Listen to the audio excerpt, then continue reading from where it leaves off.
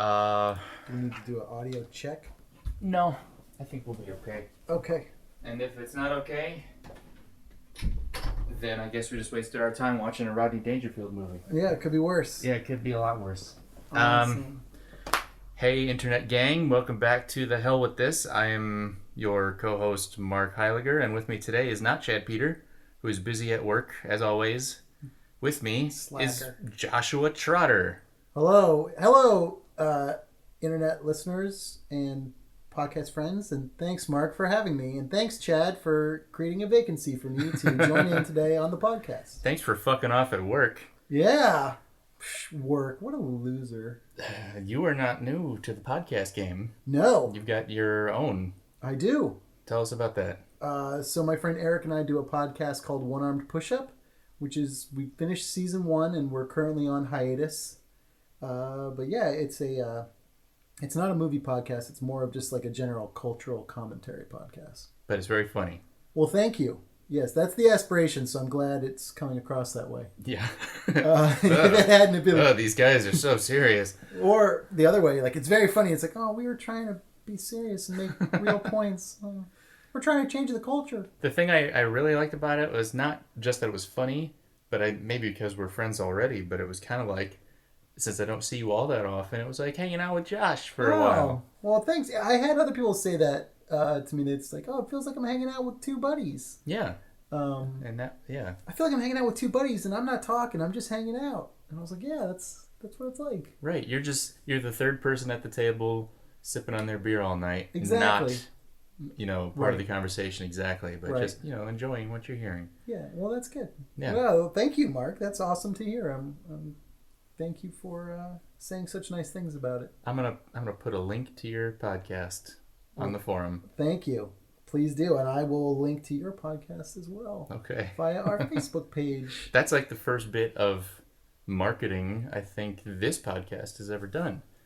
We have not really pushed it. It's on iTunes, but it's like we're not getting anything out of it. We don't really hope to, except it's really a reason to just hang out and watch a movie and talk about it.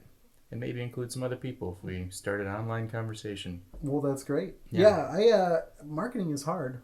It's a pain in the butt. I don't understand it at all. Yeah. I think the last episode I was bitching about Instagram and Twitter and like, why are people on these things? What is this for? Yeah, well... I don't get it. And that's what you need to do to push all this stuff. I don't know. People like Instagram for some reason. Yeah, it's funny because like doing a podcast would be like the most modern thing, I guess, that old guys like us are doing, and really the fact that, because I would also rail against those things, and I do. It's like I don't understand why people would use Instagram to promote a podcast. Like, what pictures do you put up? Like pictures of us sitting on this couch in front of the recorder. Right. It's the same picture every week. Hey. But I don't know. But that just goes to show you that we're old guys, and the podcasting is the most modern thing that old people like us can handle. I've said it before. Any asshole with a microphone can have their own podcast, even if nobody listens to it. Several of them do. Yeah, like me. But Eric and I were that was our raison d'etre. We're like, we're assholes. We could have a podcast. We just gotta buy a microphone. Yeah, that's all there is to it. It's nice. Yeah, it does make me feel old, though, for sure. Yeah. And we got an old movie. Yeah, I mean, not old like from the 40s or something. This is an older movie. It's movie. 30 years old now? Yeah, it would be 30. It came out in 1986. Yeah. So it would be 31. Yeah. So it's old enough that I was young when I first saw it. I don't know if you... I saw it when I was a little kid. Yeah. It's been such a long time. Like, I know the general concept, but it's pretty much all going to be new except for the Triple Lindy. Okay, you're right. I remember that part. Yeah. Well, as a kid, that's the most hilarious part of the movie. He makes fart sounds with his armpits. Did we actually say the name of the movie yet? No, not yet. Oh, okay. No, give us a little... So the movie is Back to School, 1986, Back to School with Rodney Dangerfield. It's not Rover Dangerfield? No, that was the... It's not Ladybugs? No, I never saw Ladybugs. I saw Ladybugs probably a few too many times. It was one of those that always played on HBO. Oh, right. I think Back to School was one as well. Yes. But, yeah. it's just been a long time. So why do you love Back to School so much? I think I love Back to School. I feel like I might have seen Back to School in the theater. Okay. Is it PG-13 or is it R? Probably PG-13. I think I saw it in the theater with my dad. My dad was a big Rodney Dangerfield fan, and I assume he still is. But I lived in Florida. My dad lived in Ohio, but a couple times a year he would come down and visit us, and we'd stay in a hotel on the beach and hang out. And I think we went and saw this when he was down. I feel like I saw it in the theater, and it's possible he brought you into an R-rated movie to be a that's cool dad. That's why I was like, well, which? Because if it was R-rated, he wouldn't. The first R-rated movie I saw was Wildcats with Goldie Hawn and my friends. It was the first R-rated movie I saw in a theater. My friend's mom took us to see it. Got us out of school early and took us to see like a 2:30 showing of Wildcats. So that's why I think if I have a dim memory of seeing this in the theater when my dad was down, and if that's true, it wouldn't be R. But because my dad wouldn't have. He wouldn't have. He wouldn't have not taken that kind of guy. He's not that kind of guy, and I was only 10, and my sister was only 8. Yeah, so that's why I think it was PG-13. That's a little young. And I could be wrong. Maybe I didn't see it in the theater. Maybe we watched it on HBO at the hotel or something. But I have a dim memory of seeing it in the theater. And you were so small that the TV seemed like a big huge. Screen. Yeah. Relative all the old TVs seemed huge back then. I don't remember them being like, when you see them now, you're like, I watched that, but like, it's not like I remember it being like tiny. Right. I just remember the movie. Right. But when you look at it now, it's like, oh, that was the TV we all crowded around in our living room? We sat across the room from that thing? How did we see anything? It doesn't make any sense. Yeah. I don't know. The first R-rated movie I saw? Which was? Not in the theater. Just in general. John Carpenter's The Thing. Ooh. That fucked me up. How old were you? Must have been 7 or 8. Oh, God, We had that on video. Like, my dad recorded it off TV, Cinemax or something like that. And I was like, what's the thing? And then in the first 10 minutes, a dog's head splits in half. And I'm like, that's enough for me. Oh, did you run screaming from the room? I pretty much watched the rest of the movie with a hand in front of my eyes. Yeah. I had that experience. I listened. I didn't watch, but I listened to Poltergeist from behind the couch and from in the foyer. My sister and brother were watching it, and this would probably be like 1983 or something. It was on HBO, and I wouldn't watch it. They were watching it, but I was like hiding behind the couch, and like I had to look the other way when I ran through the room to go to my bedroom. I was terrified just listening to it, which is probably the worst way to watch it because it's more scary to listen to when you don't know what's happening. And that's a PG rated movie. Yeah, that was like for kids basically. Yeah. I've still never seen it. I'm still terrified to see it. What? Really? Yeah, I've never seen it. It's an American classic. I know. I should probably see it. It's really good. That's what I hear. Yeah. I hear it's really, really good. Wow. Yeah, I've never seen it. Well, I don't think I own it, but... All right, well, I may have to see it. Put it on the list. We'll put it, next time Chad's stuck at work, maybe we'll put that on the list. Okay. Maybe we'll watch that. Should we get around to watching this movie now? Yeah, I think so. All right, let's pop it in. All right. Guess who's getting some class? I'm going to college. Rodney Dangerfield's going back to school. That's what I call marine biology. Hey, boys, here's a couple of pens in case you learn how to write, okay?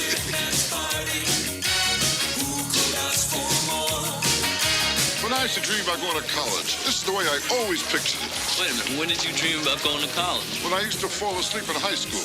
Here's a book on sex education. Let me see that. The world's oldest living freshman. Well, they left out the most important thing. Where to get it. Say it! Good teacher. He really seems to care. About what, I have no idea. Hey, a little something for the kids, okay? Take that, it's okay, huh? I don't have any kids. No, kids, we're here. Get yourself some kids. We're here. Take it all right? What a woman. She is the teacher. I know, I like teachers.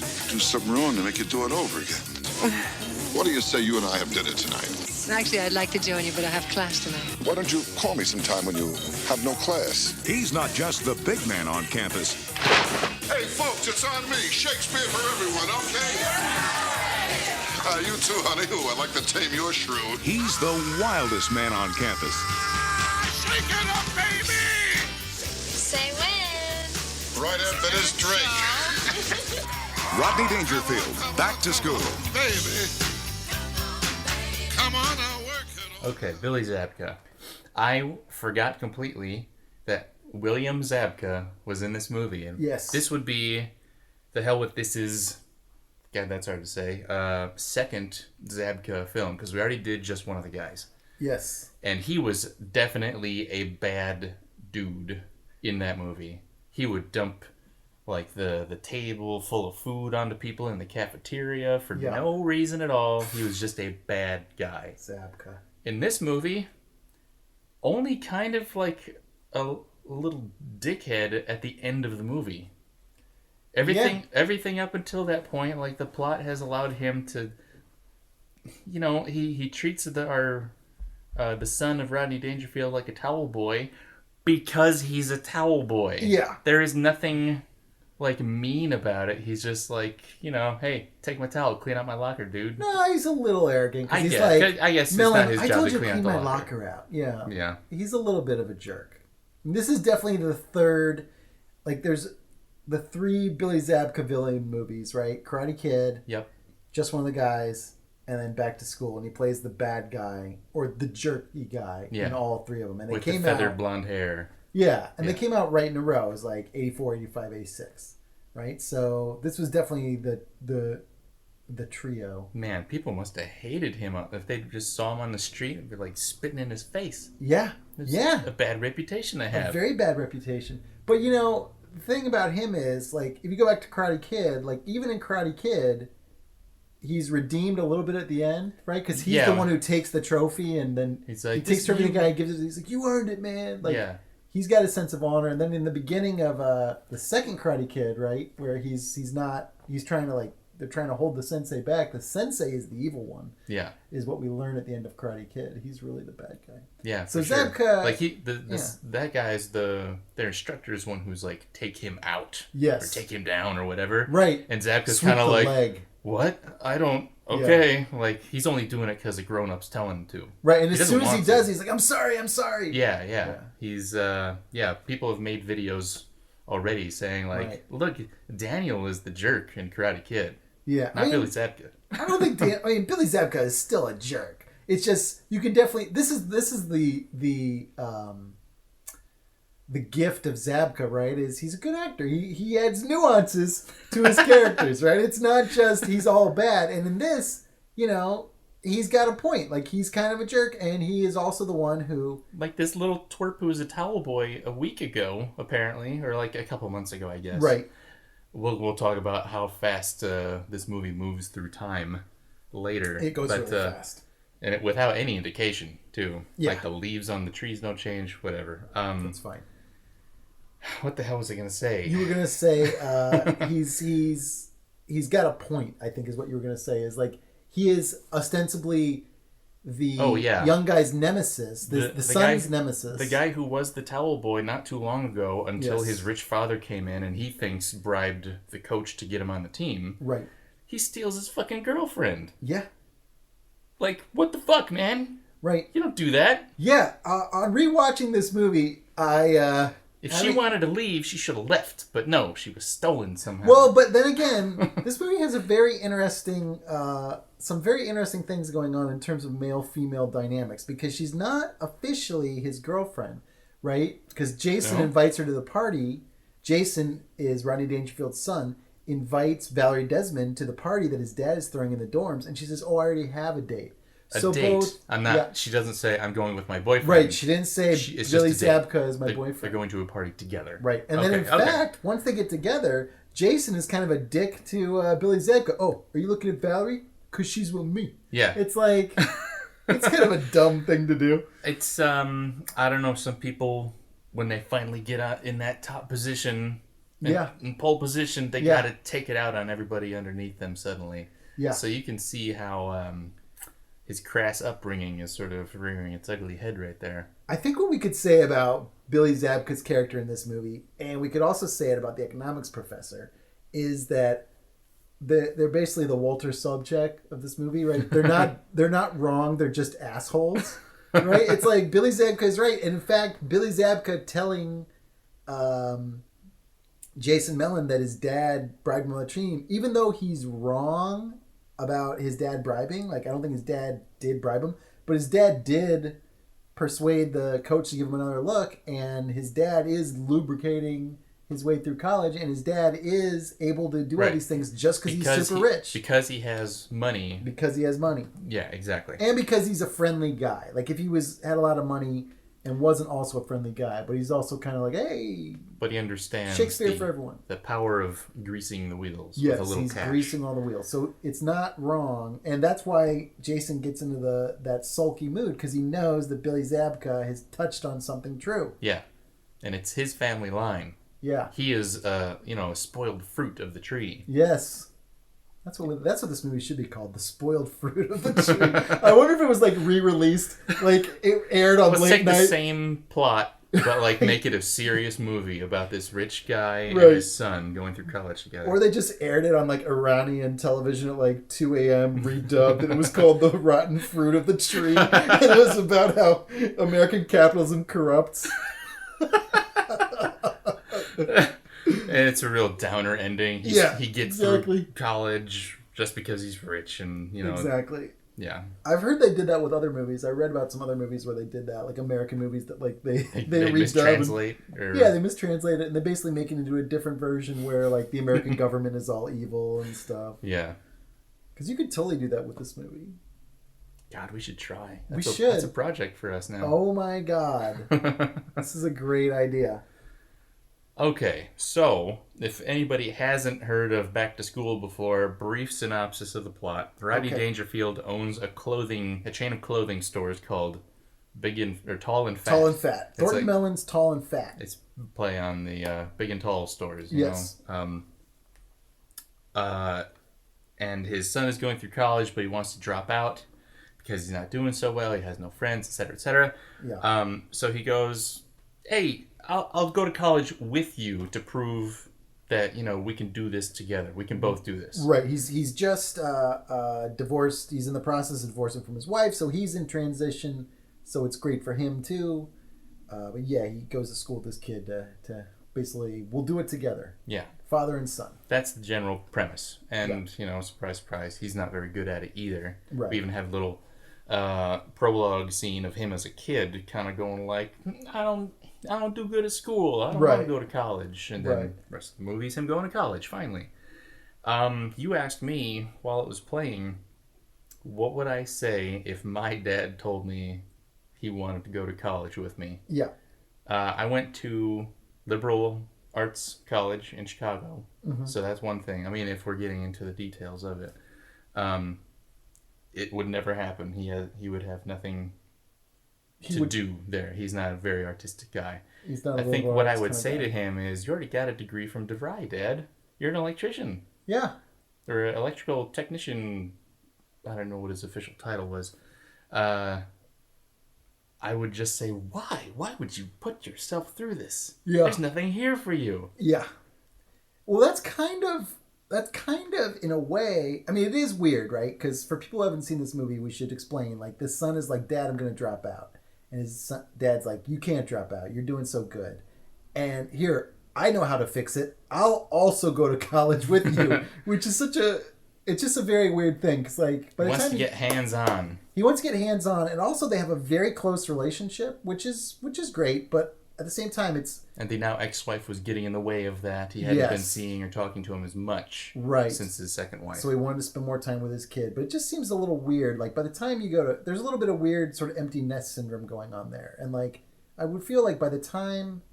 Like, when I went to college, just the freedom of that first year and being like, I can eat whatever I want. I can stay out as late as I want. I can do whatever I want. To suddenly have your parents be like, hey, I'm going to come here and I'm going to live in the dorm with you. Like, No. No, I don't want that. I finally moved out. Yeah. Dad. That's weird. I mean, that's kind of the weird thing about any comedy, right? Is in order to make the plot work, you're going to have to suspend disbelief. To some absurd situation. Right. How do we get Rodney Dangerfield in college? That's the screenwriter's burden, right? It's like, we got to figure out a way to get Rodney to college. It really wasn't that bad because they have such a close relationship. All it took was like one conversation. Yeah. And the son was all in. He was like, okay, let's do it. All in. And of course, on the first day, the dorm has been completely reconstructed into a huge like loft space. Yes. That's nice. Starts throwing his money around immediately. And I need to ask somebody, just how much fucking money can a tall and fat clothing store chain make? Well, he's throwing around, I guess, hundreds. He's giving money away to people who say, hey, get some for your kids. Oh, I don't have any kids. Here, take some more. Get some kids. Get some kids. Well, to be fair, in that big business meeting at the beginning, they are talking about how it sounds like he's also diversified into property. He's got real estate, the Melon and Patch toys. Kids. Yeah. Toys. They have a toy division. So it sounds like there's Melon Industries, of which Tall and Fat was the initial business. The tentpole business, right. And then he moved into other... He diversified. Yeah. But that is a good point. Like, I mean, even rich people who came up from nothing or whatever don't do that shit. I know it's just a movie, it's comedy, it's ridiculous. Yeah. But holy fuck. It's like he's Bruce Wayne, who's just really out of shape. Yeah. Yeah, he's got a crazy amount of money. You know, I think I've heard a story somewhere, and I think it has to do with Caddyshack? Or maybe it's this. Maybe it is this. I think Harold Ramis, like the original draft of this, it was just about Rodney Dangerfield going to school with his son. Yeah. And yeah, it is about this. He was initially poor. He was initially poor, and Harold Ramis was like, make Rodney rich. And it changed the whole script and made the whole thing start to work. Yeah. And Harold Ramis is an executive producer. Right, Harold Ramis, executive producer on that. And maybe that's just the insight because it worked on Caddyshack. That's why initially I was like, wait, was that from Caddyshack? Yeah, because he was a super rich guy, and he acted all... Yeah. He's playing a very similar character to the one he plays in Caddyshack. Would you consider this an unofficial sequel? Do you think it takes place in the same universe? If he had the same name, let's say, would it work together? Yeah, I think so. I mean, I think, yes. It is about, like, I don't know. I don't want to say the little guy because he's so rich and has that kind of financial power, but it is about the underclass, the guy who doesn't behave the way society expects him to, right? Kind of winning the day in the end. Right. It's very class-based, which I guess there's a lot of class stuff in the 80s going on, but it is very much like slobs. All the 80s comedies, right, revolve around slobs versus snobs and haves and have-nots. And so that's what in Caddyshack, he's basically like a rich, uncouth guy. And here he's basically a rich, uncouth guy. And all the comedy comes from him butting up against other richies who are not uncouth, right, who are classy. Right. Or other, like in the school, you have these people who are like sort of the guardians of this civilized society, and he's butting heads against that. Yeah, the business school dean guy and all that. Yeah. But I think you're right. I think I would say he's basically playing a very similar character to the character he played in Caddyshack. It is kind of like, it could be the same guy. Although the character in the first one is much more, hey everyone, we're all going to get laid kind of a guy. And, here, there's like a little undercurrent of, you could, like you just said something about what if this movie was just played straight, right? Not for laughs. And there is something about a guy who the only thing that makes him happy in life is his relationship with his son. So there's like a much more underlying tragic thing going on, right? Where he's got this interest in the teacher and stuff. So it's like he does go to school, and even though the movie is kind of about a rich guy who buys his way through school, he does, grow a little bit as a person in that, He learns the value of learning something himself. I think Instead of, as he calls it, delegating homework out delegating his homework out. Right, right. We should mention some of the cast members here. We've got Rodney Dangerfield, of course. Sally Kellerman, who I'm sure you would recognize, but I don't remember anything else she's been in. She was in some other things. Was she in... I think she was in the movie version of MASH. She played Hot Lips Houlihan, I think. Oh, was that her? Yeah, I think you're right. I think she was in that. That was her other huge movie. She's been in tons of stuff. Yeah, she's been in a lot of stuff. Burt Young from the Rocky movies. Mm-hmm. This is actually a really, really good cast, actually, if you think about it. Like, there's a ton of good actors in here, like character actors. Yeah. just kind of peppered throughout. Yeah. Next one is Robert Downey Jr. with bad teeth. Yes, his teeth are terrible in this. Big He's gaps got, in between all the front ones. Each tooth is an island. And he was shooting SNL at the same time as shooting this movie. Oh, yeah. So he was going back and forth between New York and LA a lot. Oh, really? Yeah. So they let that guy on TV with those horrible teeth. If you go back and watch 80s movies, they all have horrible... It was like nowadays, everyone's teeth are perfect.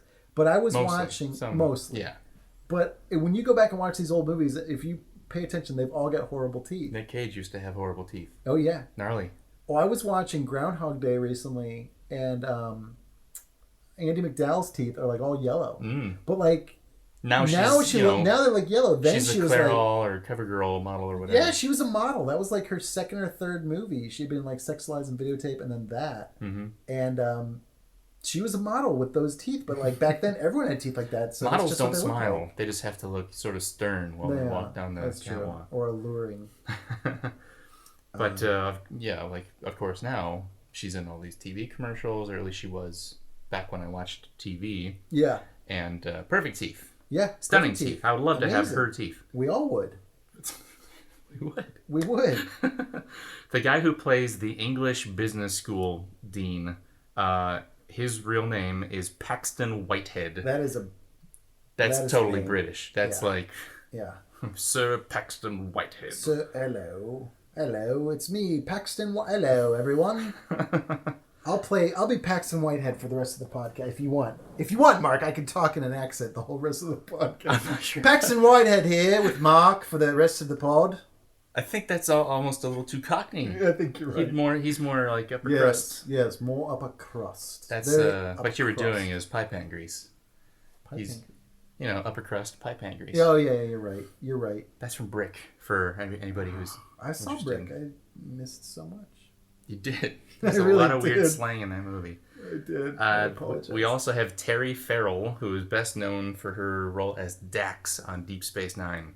To me, she was best known as that chick from Back to School. So I was excited to learn that she's had a rich career afterwards. She moved on to other things, maybe bigger, perhaps not better in your eyes. No. I haven't seen all of DS9, so I couldn't say. But, she was good on it. Yeah, she's cute. Emmet Walsh. Yes, who I think is best known from Blade Runner and Blood Simple. Yes, probably. But he's been in so many things. Yeah, he's another one of these character guys who's just done so much. If you look him up, if you don't know him by name and you look him up, you'll go, "Oh, yeah, I love that guy." Yeah. I think he's passed by now. I think he has passed. He was an old guy then.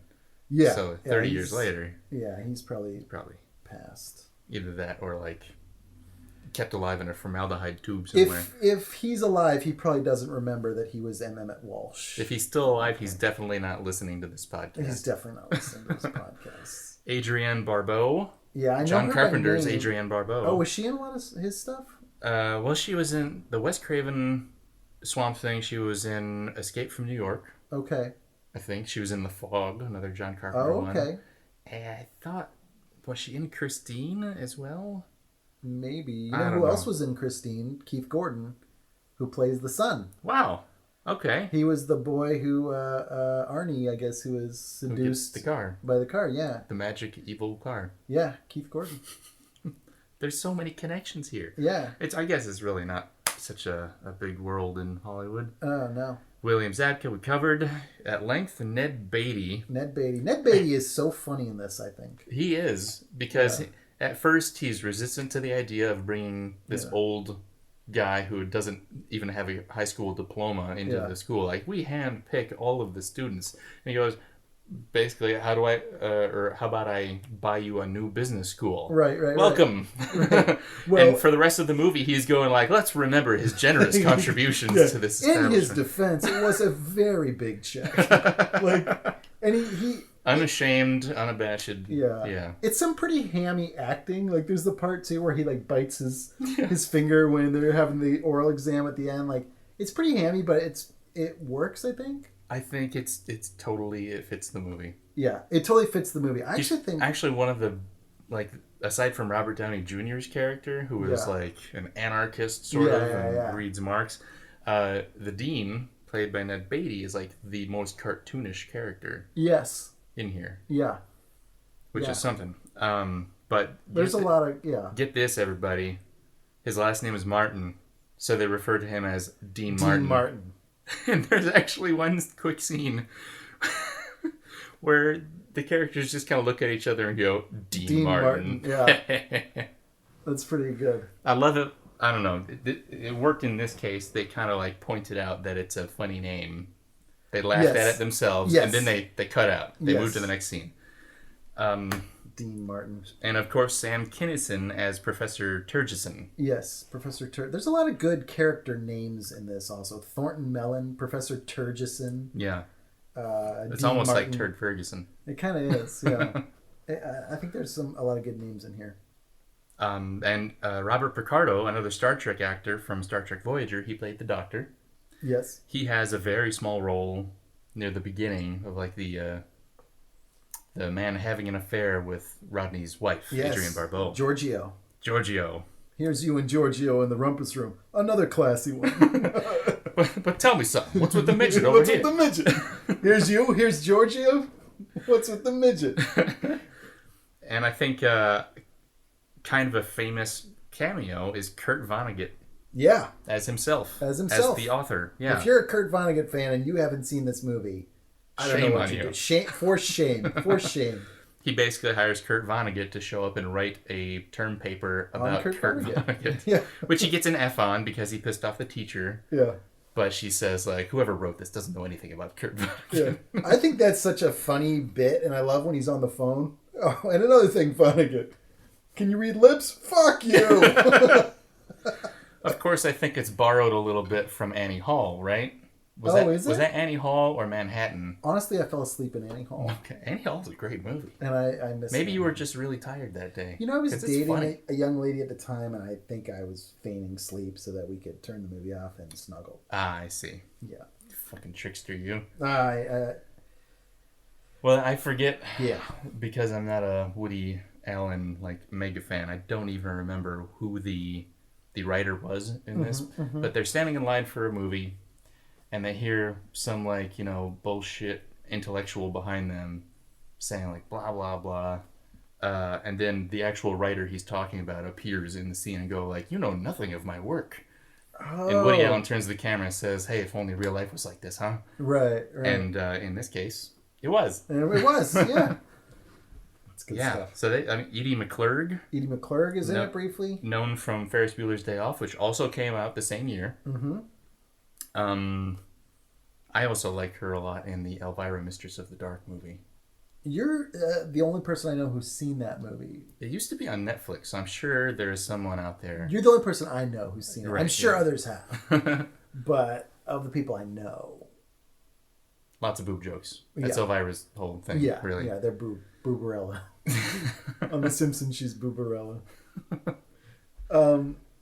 This is, I guess to kind of come around and say what I expected from the movie, it really delivered on everything I wanted. Yeah. Like, you can pick apart little things here and there, but it's just a funny movie. Yeah. I think they clear up enough character motivation to make all these things happen. Mm-hmm. I think the biggest problem I have with the movie is Robert Downey Jr.'s character. He doesn't do anything except show up and, like, make some jokes because he's a hipster college student who wants to fight the man. Yeah. Yeah, I think right, that character exists so you can see that Jason's only friend is his anarchist roommate, right? So it's like, I mean, it's funny how, you know, we talked a little bit about class and how a lot of these movies seem to be about slobs versus snobs, but I also think, like, that Derek character in a way exists to show, like the lies that Jason's telling his dad are that he's in a fraternity and he's made the team, right? The dive team. Right. So, like, the lie he's telling his dad is, like, I'm not the high society guy you think I am. And his, you know, sort of... The roommate is made crazy to show, like, hey, I'm hanging out with the punks. I'm not even with the cool kids in the frat. Mm-hmm. And it's kind of a like, that's how low he's sunk. He's hanging out with Robert Downey Jr. Right. It is weird how it's kind of snobs versus slobs, but then also the ostensible slobs get to take all all the snob stuff, right? They get to be on the team. Mm-hmm. They get to pass classes. They get to they steal all the snobs' girlfriends. So do the slobs become snobs by the end of the movie? I think with Jason, he sort of does. He kind of becomes a snob. Yeah, like he gets real mean with Zabka. He gets mean with Zabka. Now, perhaps we only see a little bit of their relationship, so I think he is kind of taking his opportunity to push it back in Zabka's face. Although, also there is a scene when he first makes the team. He does go, "Hey, Chaz, good luck, man. Let's get like he's trying to hey, we're equals now. We're both on the team. Let's be on the team." But then he is a little justified in pushing back on Zabka. But as soon as he gets the girl, I don't know. Yeah, I mean, it's complicated, right? Because they're not wrong. They're just both being assholes. Right, at different times. Yeah, they're not wrong. Hey, they're 19-year-olds or 20-year-olds in college. Yeah. Can I say something though about young Jason Mellon? Because I would prefer it if you don't. All right, well then I'll be quiet. Yeah, just sit there. No, of course.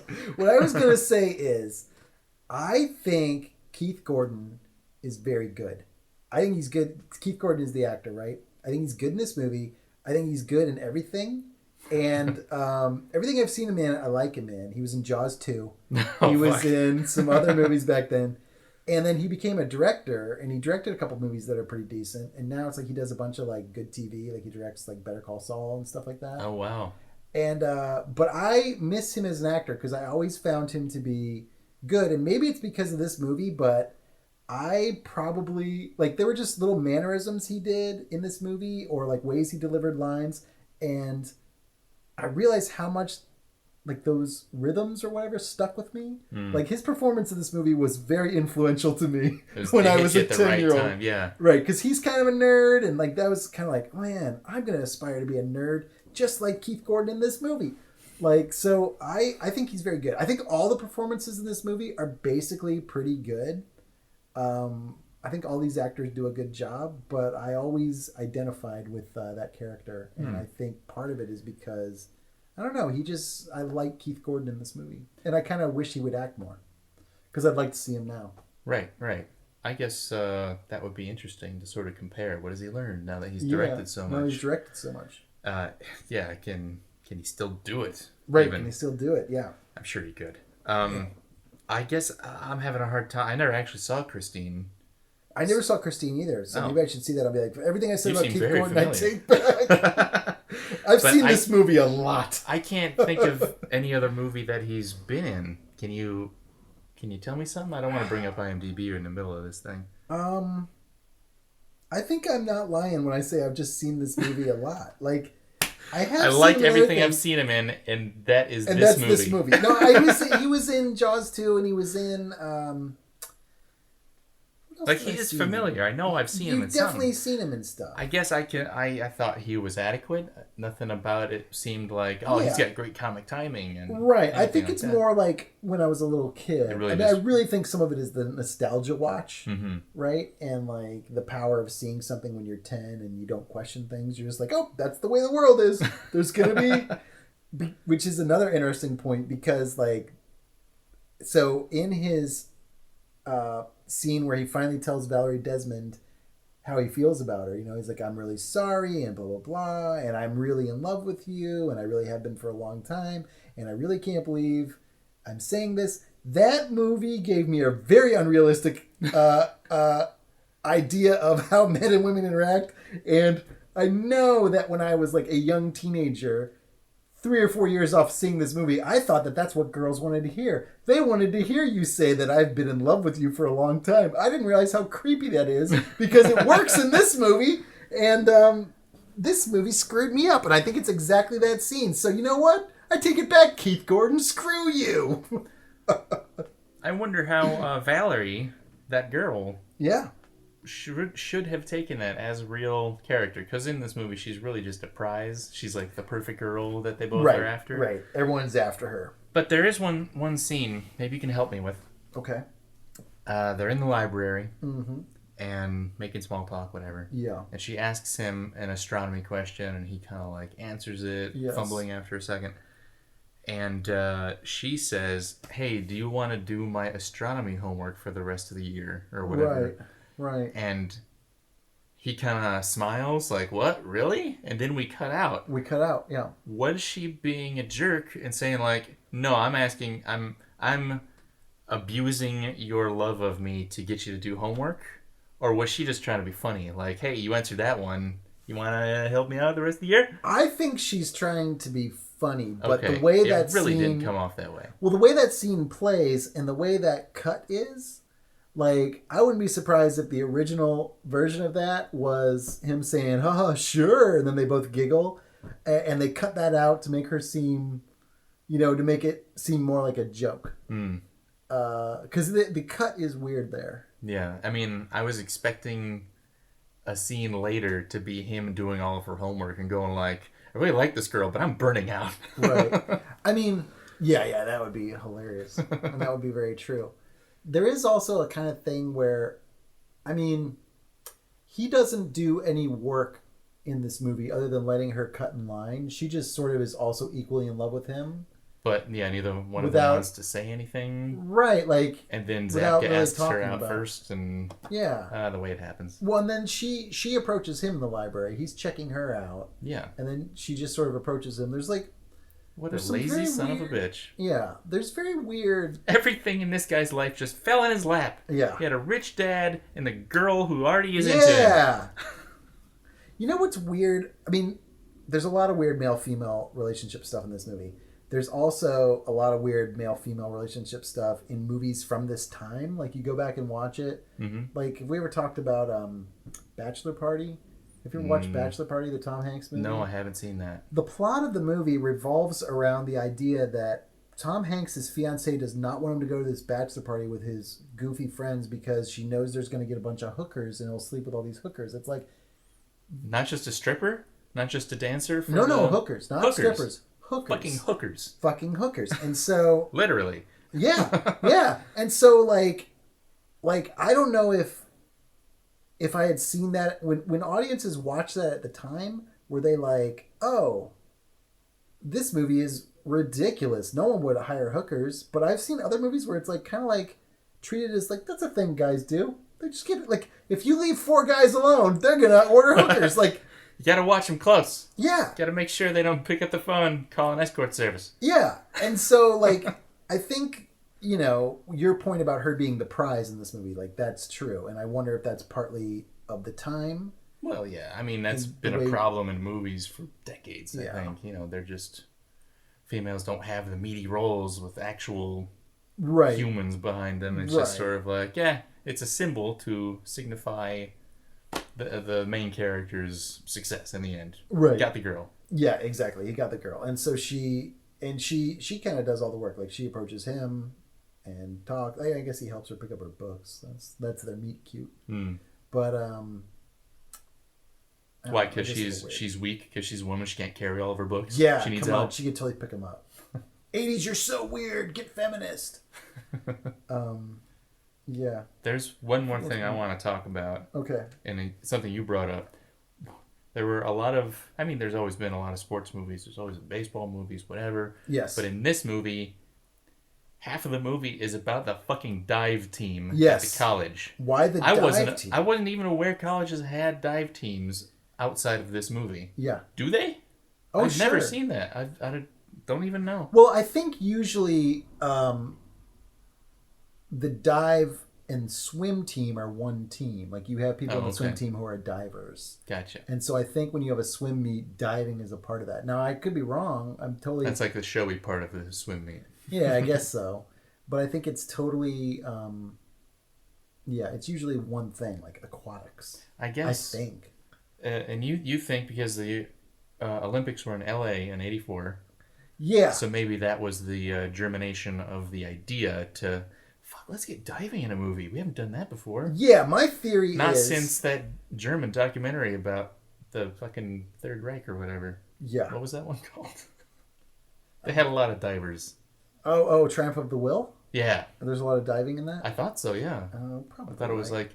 here is the masculine German form diving. Look at how his whiteness allows him to dive in perfectly smooth with no splash. When I started watching taking diving back from Hitler's Germany. That's right. I think that, in the 80s, like, this made me think, like, why diving? And I started thinking about, like, there were ice skating movies and stuff. I guess ice skating movies have always been a thing. But wasn't there an ice skating movie around the same time? Well into the 90s, ice skating, there was a Cutting Edge. Cutting Edge. D.B. Sweeney. Ice Castles, isn't that an ice skating movie? I don't know that one. I think it's earlier in the 80s. So maybe my theory's unraveling. But weren't there other weird sports-themed movies that weren't like baseball, football? Yeah, hockey, the big ones. The big ones, right? Gymnastics, I guess. Gymkata, right? What was Gymkata? Gymkata is like a gymnastics martial arts movie, I think. Sort of like you guys Sidekicks. may need to put that on your list. Sidekicks with Jonathan Brandis. Yeah. Sidekick. That was about karate. Yeah. Or I don't know what form of martial arts he was doing in that movie. Poor Jonathan Brandis. Poor Jonathan Brandis. Here's to Jonathan. Diving is just such a weird choice. It's a weird choice. It really could have come down to what can we realistically see a stuntman doing in Rodney Dangerfield's place. Yes. Diving is falling with style. Right. He couldn't play football. Not really. Yeah. Wouldn't be fast, be too old. Basketball, come on. Maybe Air Bud or whatever. Yeah. The golden retriever who plays basketball, that works, but not Rodney Dangerfield. Right. So I don't know, maybe it was just an oddball choice because Dangerfield is such an oddball. Yeah. That's actually probably more realistic. I was sort of thinking that because, like, as I've the longer that I've spent in LA and the more I've learned about a little bit of the history of LA, right? One of the things about living here is you start to realize why movie executives and screenwriters make certain choices, right? So, like, when you watch The Simpsons and you go, oh, they called their theater the Aztec because we have a theater downtown called the Mayan, right? Mm-hmm. So you start putting together references to the actual city that exists in this world. And so I started thinking, why diving?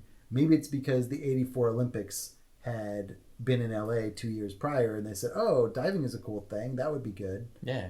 And diving is so hot right now. Let's make a movie with diving. Right. And I also thought about it because we didn't mention this, but Oingo Boingo has an extended cameo in this movie. They had the band at the big party, right? Dead Man's Party at the party. Exactly. And so, like, Oingo Boingo was apparently, like, a huge... Part of the reason Danny Elfman's in everything is because Oingo Boingo was, like, a huge LA band in the mid-'80s. Like, they were, like, the ish. And so LA people were like, oh, this band is amazing. We should put them in everything. And he also did the score for this movie. And he did the score, yeah. I didn't look up his credits, but do you think this was like the beginning of his film scoring career?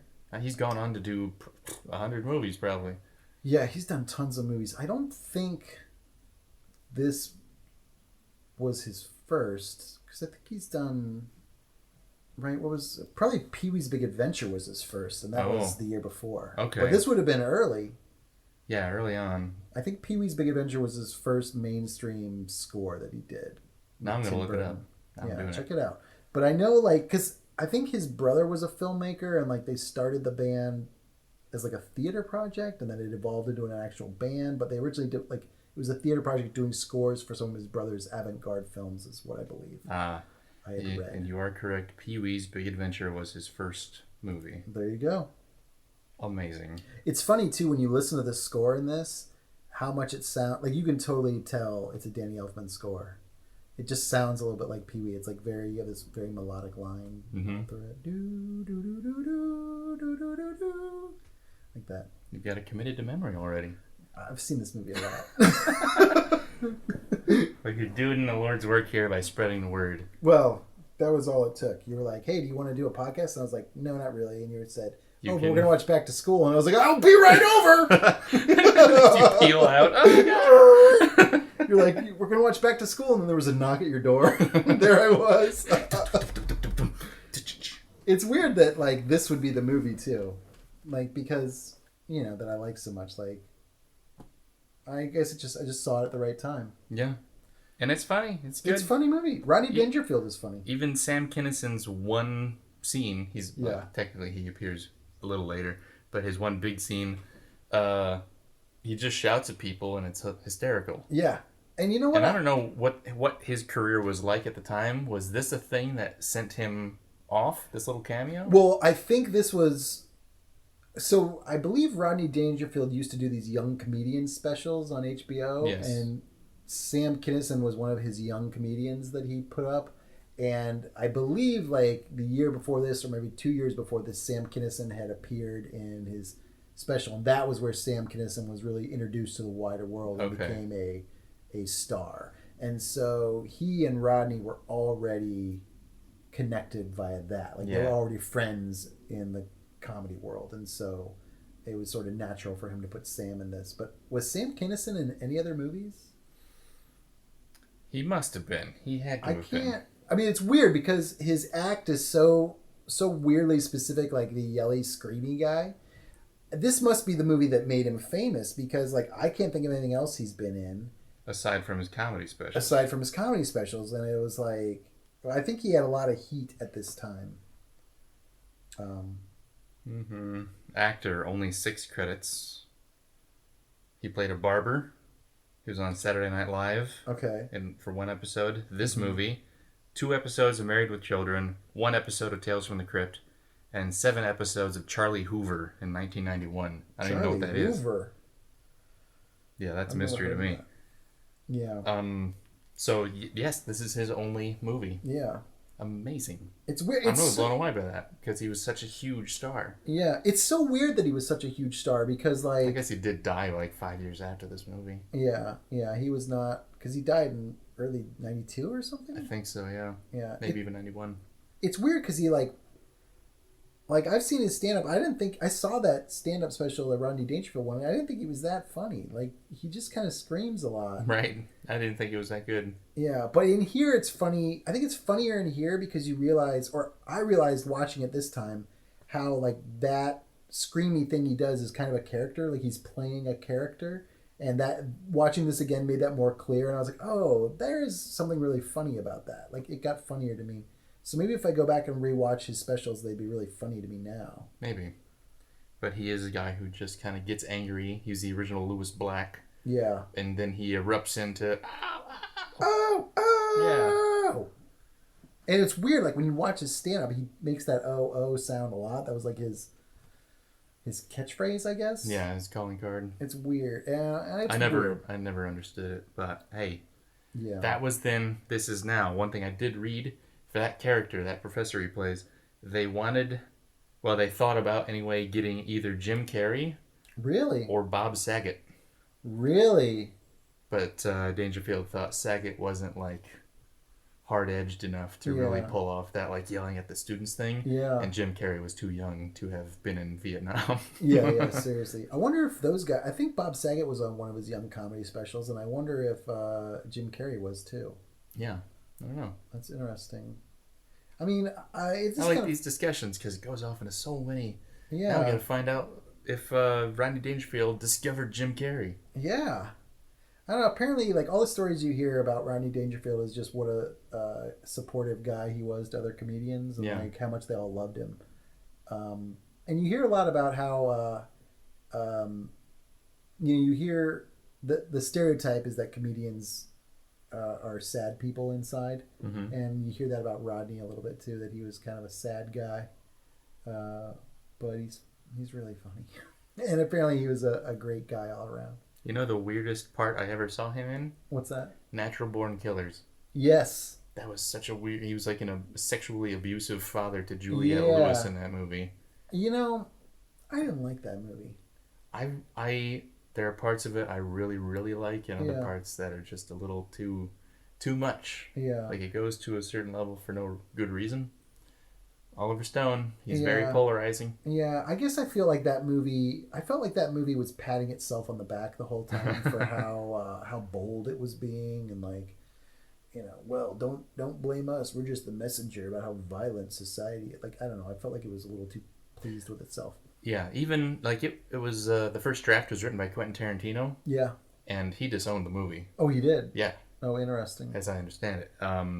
So if it went too far for Quentin, yeah, they probably did something wrong. Was too far. Yeah. It didn't work for me. But yeah, that's a weird role for him. And then like You mentioned, isn't he in Ladybugs? He's in Ladybugs. He's a soccer coach. Another sports movie. I mean, not that this would be technically a sports movie, but...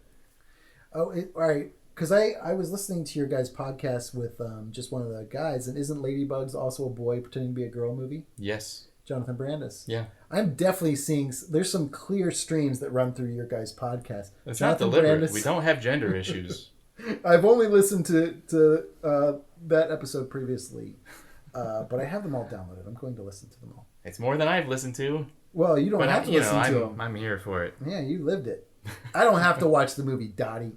I lived it.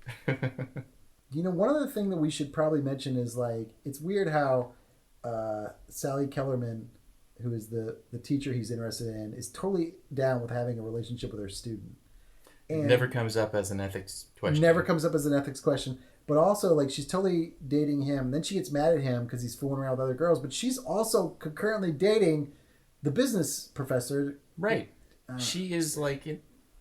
Yeah. She continually dumps the English guy to go hang out with Rodney Dangerfield. Yeah. She finds him in a hot tub with a few other girls. Yeah. Not necessarily doing anything too crazy or gross. Just snorkeling like you would. Just hanging out in the hot tub. Just hanging out. In an amusing 1980s sort of way. Yeah. And then she gets upset and flunks him and blah, blah, blah. Yeah. Yeah. That people... I think the movie moves fast enough where you don't get hung up totally on the relationships the way we were here. Yeah, because I could still go with it. Yeah, you just kind of go with it. I'm just thinking about it critically because I know we were about to talk about it. Right. So, gotta come up with it. What do you think those hot tub girls are majoring in at this university? Breast size.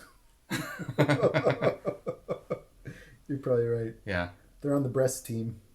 I mean, they aren't even necessarily students. They could have come from anywhere.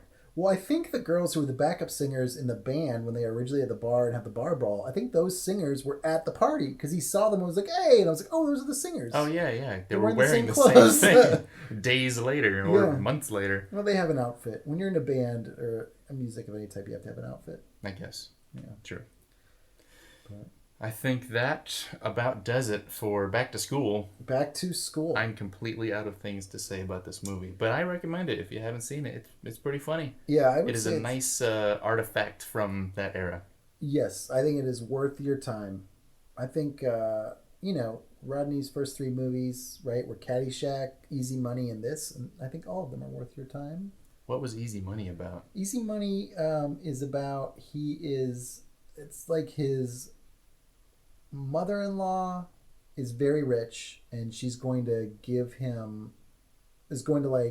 she passes away and she owns this department store and will bequeath the department store to her daughter and son-in-law if Rodney can clean up his act and basically stop drinking, stop doing drugs, stop gambling, smoking, all the vices in his life. Can give up all the vices in his life. So that's what he's trying to do. I see. I saw it years ago and I thought it was good. I mean, my dad was, like I said, into Rodney, and we watched it on video one time and I thought, oh, it was funny. I don't know if it holds up. I haven't seen it since 1987 or something, but... Well, now people have a recommendation. Yeah. If you like Back to School, check out Easy Money. Yeah, and Caddyshack. Go acquaint yourself with Rodney's oeuvre. Oeuvre. Oeuvre. Is that how you say it? No, not at all. His over. Over. Over. All right, that was this week's The Hell With This. I'm Mark Heiliger. I'm not going to tell you how to spell it, but you can find me on Twitter somewhere as at Mark Heiliger. Joshua Trotter, I'm at Joshua Trotter 76 on Twitter. And Chad, I think, is just Chad Peter. Like, we all have very creative Twitter handles. Nothing funny.